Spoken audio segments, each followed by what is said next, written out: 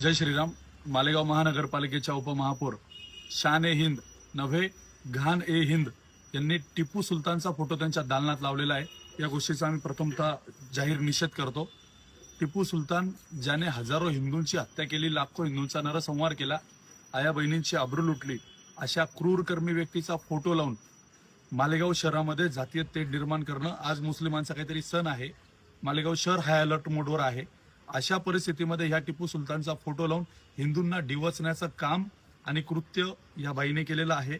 मुळात इस्लाम धर्मामध्ये कुठेही मूर्तीपूजा असेल, प्रतिमा पूजा असेल किंवा प्रतिमेचं उदात्तीकरण असेल, या सगळ्या गोष्टी वर्जित असताना सुद्धा टिपू सुलतान सारख्या नीच, नालायक आणि डुक्कर माणसाचा फोटो त्या ठिकाणी लावून हिंदूंमध्ये डिवचण्याचं काम या उपमहापौरांनी केलेलं आहे. मुळात मालेगाव महानगरपालिका ही फक्त आणि फक्त मुसलमान कर भरत नाही आणि हिंदूच कर भरतात आणि हिंदूंच्याच करपट्टीवर मालेगाव महानगरपालिका पोचली जाते.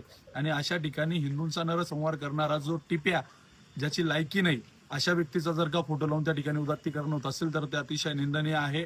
तसेच त्यांनी जी फातिमा शेख कुठली तरी बाई आणली आणि तिचा पण त्या ठिकाणी फोटो लावला.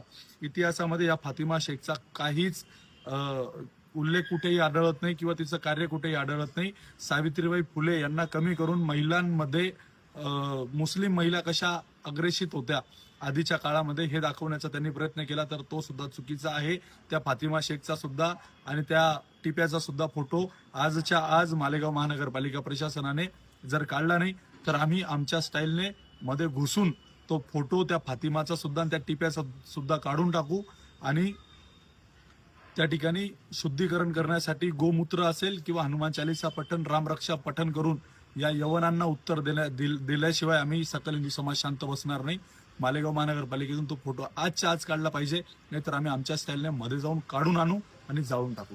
जय श्रीराम.